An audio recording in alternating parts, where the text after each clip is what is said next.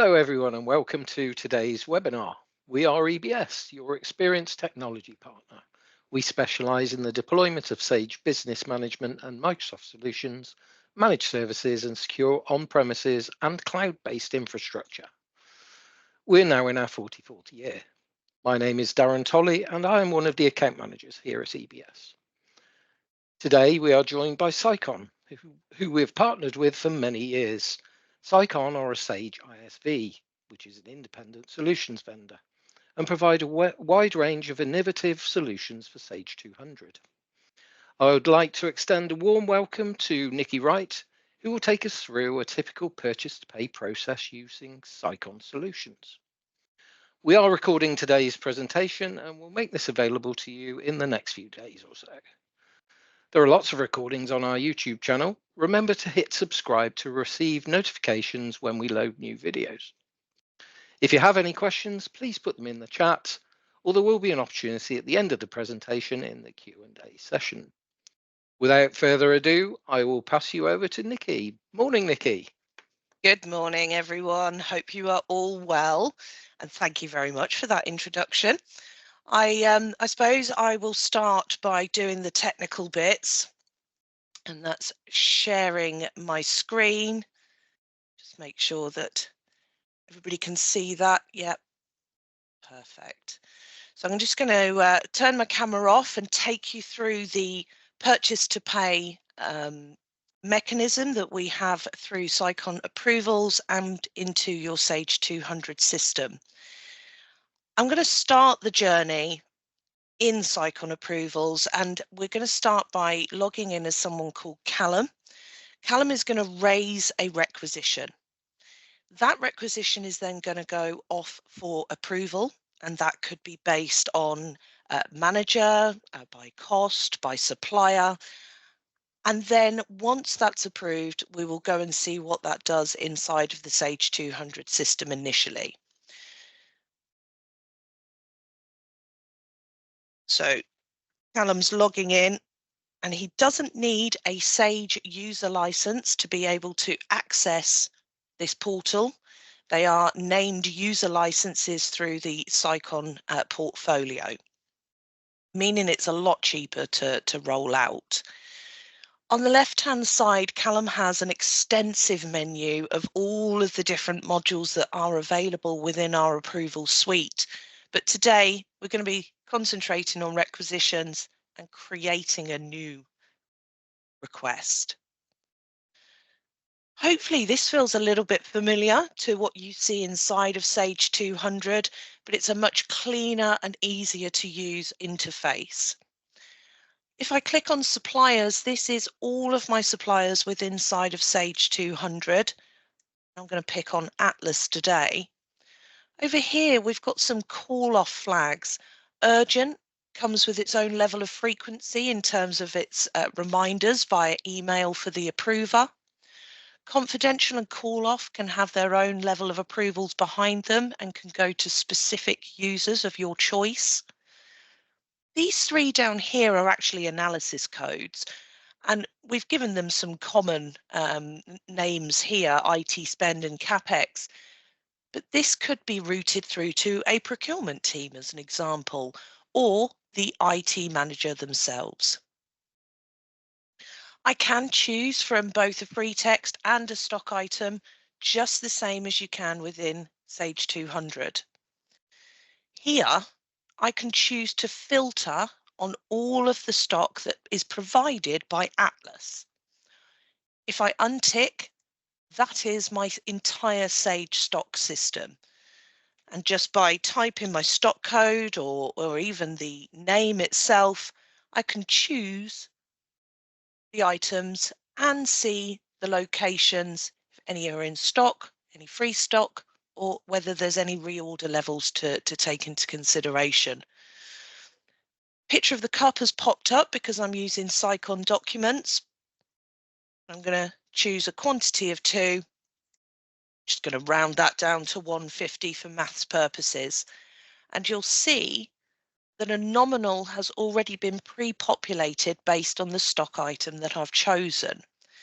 This might be open to selection based on your permissions, but for me, I've locked it down just to the 1, making it nice and easy for the user. I'm going to pick another stock item to build this up, this time a kettle. Ignore some of these pop-ups. The same, choosing my location, my quantity, and the price has come through from Sage. Same nominal. Once I've built up my items, I can choose to save it and keep continuing to add throughout the week or the month, however you're using the system. I can print for a quote request, which I find incredibly useful. I don't have to come out of the system. I can send it from directly within approvals, give it a body of information and add alternative attachments. And there's my quote request, all within the standard Sage report writer and can be customized to your viewing. I can also copy orders. So if your users are commonly using the same suppliers with the same stock items, it may be easier to just pull off another requisition number and copy the order. But of course, we're going to save and submit. Now, as I mentioned, this could be going off to a manager based on Callum's cost centre. It could be going to a manager based on the value of the requisition itself or the supplier. Logging in as Heath. Heath is Callum's manager and his view is slightly different because his landing page denotes all of the approvals that he has to make within the system, again, based on some of those modules that we have available. I pop onto requisitions, you will see our one today is at the bottom because naturally you'd like to manage the oldest requisitions first. Just by hovering over some of these, we can see some of the information straight away. I can see the item code, the description, quantities, the nominal that it will be posted to, and if you were using Sicon projects, the ability to then code to a project too. If Callum had had any attachments, which I should have shown you, but what I will do is add an attachment here because even as the approver, they have the ability to add documentation. I'm just going to choose a picture of a battery for now.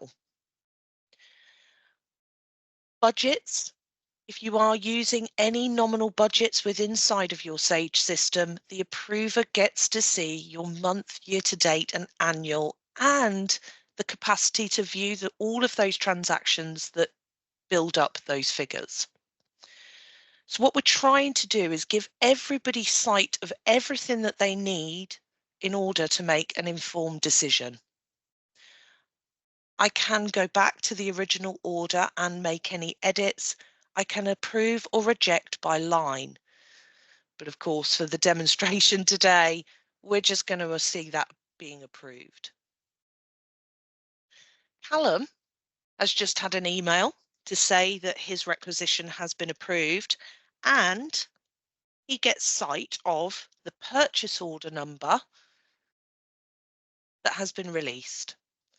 So if I go over to my approved,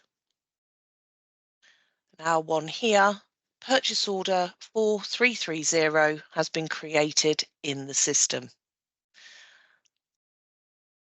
As the user, I can now email that purchase order out. Again, giving everybody the tools that they need to fulfill their role. So what does that look like inside of Sage? If I come over to purchase order processing and into my purchase order list, there is 4330 automatically posted inside of our Sage system. I'm going to go to view the purchase order. You will get a little tab up here, approvals order, and that will show you who raised it, whether it was requested for a particular reason, and some of those confidential flags that I was talking about earlier. With Sicon documents enabled, I can now see the information that was posted by Heath. Callum, as I mentioned, could have also attached documentation, perhaps some quotes that he had received himself, bit of due diligence ahead of time. But it will all flow back against the transactional data inside of your Sage system. At this point, we would need to goods receipt, and you can, of course, do your traditional goods receipt through the Sage. You could use a barcode in a warehousing system like we have available, or Callum themselves can come in and goods receipt himself from the portal. So our one down here, and I can see the 2 espresso cups and the 2 kettles. Give it a document number. If you wanted any form of narrative, the ability to take a picture and attach the goods receipt note. So if I just come over here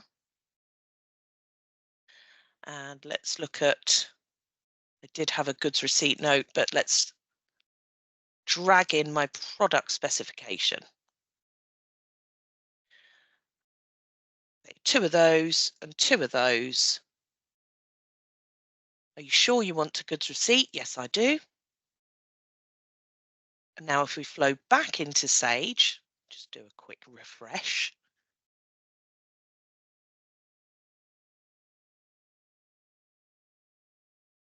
I can now see they have been received inside of Sage 200, and this time with the goods receipt note against the purchase order as well. So it's a very, very neat way of rolling out your purchasing processing to users, populating your finance system with all of the relevant information. But what happens next? With document automation, I'd like to show you bringing that invoice in to the system. I'd also quickly like to show you with Sicon documents, the ability to choose your purchase order and email and archive. This is going to go into my drafts. I don't really email people.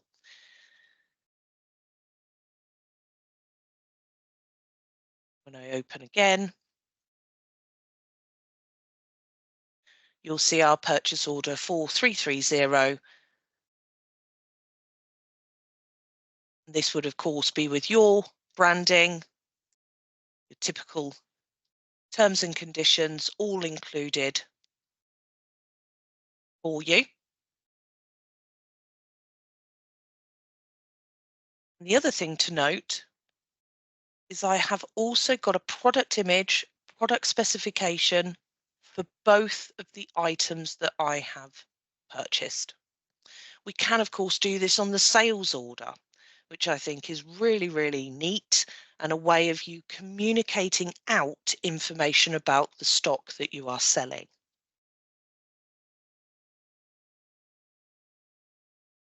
So for document automation, we would be dragging in or emailing in our invoices to a particular inbox.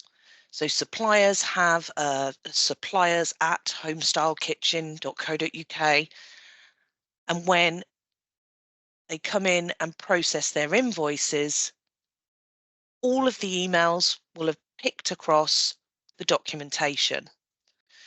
So I'm going to do a process of dragging and dropping in this instant, and you can, of course, use both mechanisms. I'll come to my invoice examples there, and I'm going to choose this one and drag it into my invoice panel. A couple of seconds. This is actually going to match a previous purchase order because, of course, I haven't created one on the fly.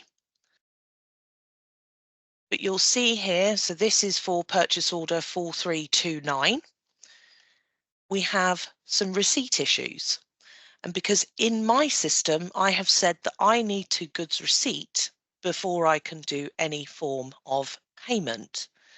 So if I come back to 4329, which is this one here, and do a quick goods receipt.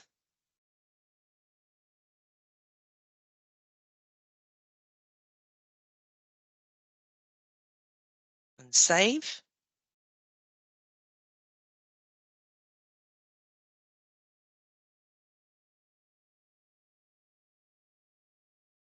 I always talk far too quickly for Sage 200, I've found.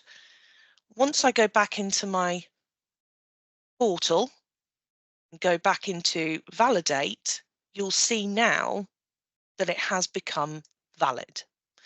And the reason is because it has read all of the necessary information from the invoice and matched it against the purchase order inside of your Sage 200. It's happy with the information. At this point, I can now process manually or automatically.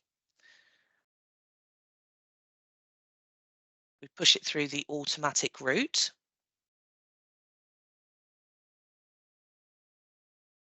What that's doing in the background is posting it to your Sage 200 system. But in my world, this invoice is actually going to go out for approval. So it's giving you that full end-to-end purchase to pay scenario. And once that's gone to completed, and we do a refresh, if I come over to my purchase ledger and onto my supplier list, go to Atlas,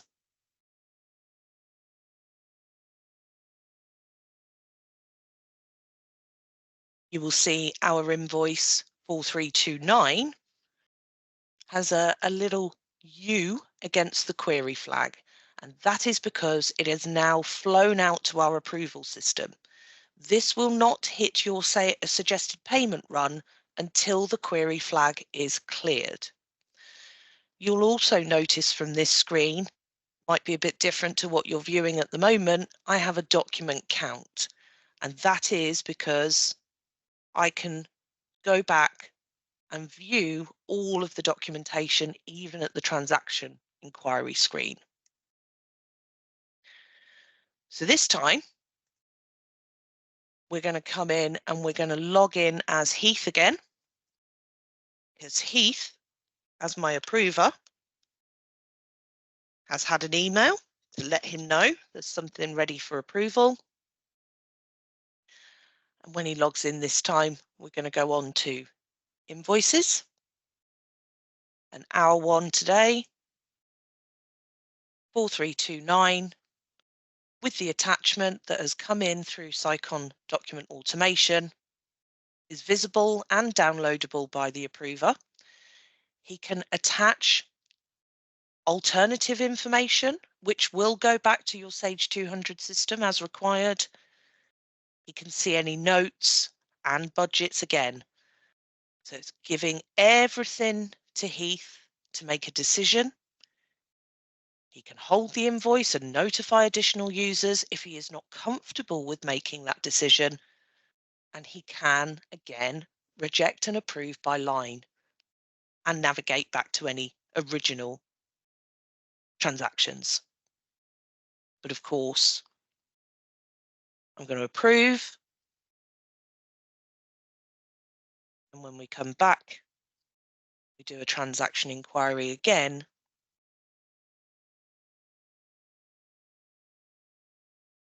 You'll notice our query flag has gone. It has gone to the suggested payment run as required. And that is pretty much your purchase to pay journey. It's automating a lot of those processes that people are doing in separate departments, manually, emails flying around. Everything is inside of your Sage 200 system. There are some other functions around Sicon documents just to touch on before we leave, and that is it becomes your repository for information.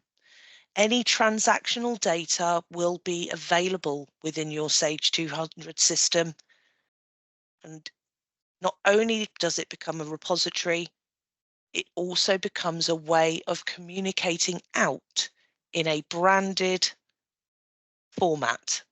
And you saw earlier when I opened up my purchase order, the home style kitchen branding, the background preview, and the terms and conditions. And this is how I have coded that to happen. You can see across all of the different modules. And one thing I like, certainly on the sales ledger and the statements, we can reprint and attach any outstanding invoices as part of that email. So lots and lots to consider with Sicon documents as part of that purchase to pay transaction. But I suppose over to you, Darren. Have we had any questions that have popped in? Is there anything else that you'd like me to kind of cover off as part of this session today? There's a couple of things. Excuse me. So with requisitions, we saw you saw Callum order some stock items, but you know we would also want to have control over ordering, I don't know, stationery, which we don't have as a stocked item. Can we do that with requisitions as well? You can. So you can use let's just use Heath as an example here. You could use the free text line. And then you would put your item details in, give it a quantity, the unit price, and save it away. So it handles both free text and stock items. Perfect. And presumably, you know, if me as a requester, if I don't know the nominal code, that can be filled in by someone further down the line as well. Absolutely. Yep. And with the document automation, if I've got utility bills, we can just capture those without having to go through the purchase order process. You can. So even at your supplier level, so if I just pick on Atlas for now quickly, you'll get a little Sicon tab that would appear. And here on document automation, you can choose whether or not you're looking for an order number, whether in fact you want to goods receipt the items. Some people don't necessarily, they're quite happy to just purchase. If they are looking for a second reference, there are many customers that I've seen using this second reference. Whether or not you are looking to validate against each individual invoice line, we have the capacity to do that, or whether you're just matching on net tax and total value. But this is across every supplier, or we can do it at a more global setting whereby we can say here as well. So any utility bills, service contracts, anything that doesn't have a purchase order, the suppliers would be set to not look for that information, but can be flowed through the system in exactly the same way. That's great.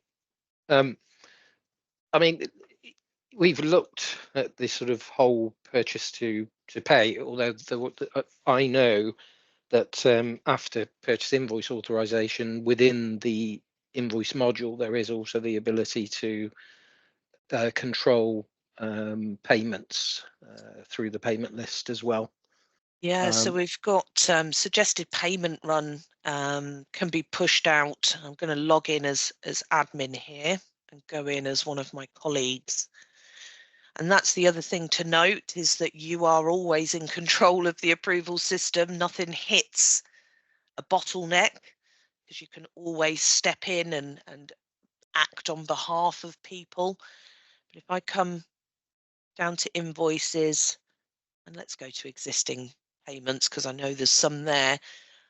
Here, we've got general stores as the supplier with the check value of 6,200. If I come in, edit that one, here I can actually choose to say, well, no, I don't want to pay that all of that amount. I'm only going to pay £10 of that one. I'm not going to pay that one. And if there were any attachments, the approvers would have view of all of those invoices as well.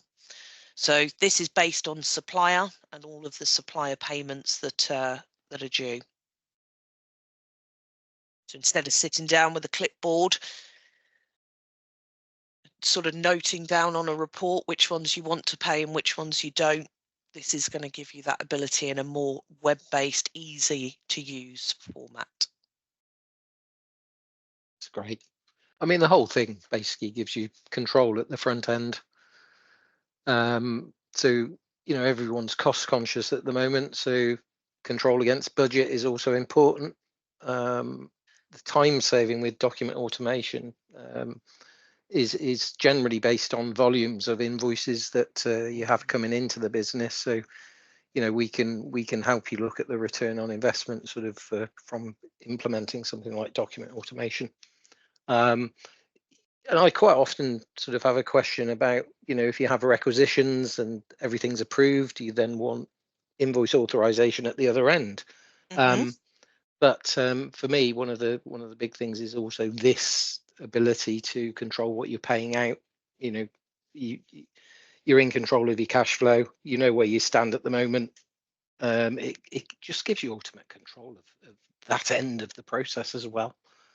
It does, and it means that you're not necessarily giving access to people into the Sage 200 system. I mean, that's your true finance system. You don't want everybody having a look around, but this is a great way of rolling it out to those additional users, but still getting all of the relevant information into your finance system in an automated way.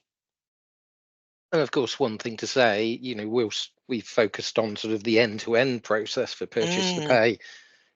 These solutions can be implemented independently of each other. They can. And you know, you could have a phased approach for this sort of thing. So start with requisitions maybe, or start with invoice approvals maybe, Exactly. and you know, add in the document automation at some stage. And again, you know, we mentioned volumes, but quite often decisions on things like document automation are made based on, you know, the lady in the office is retiring. Mm-hmm. We don't really want to sort of employ someone else. So you know, those sorts of events are sort of fundamental in making a decision to put in things like document automation, as a for instance.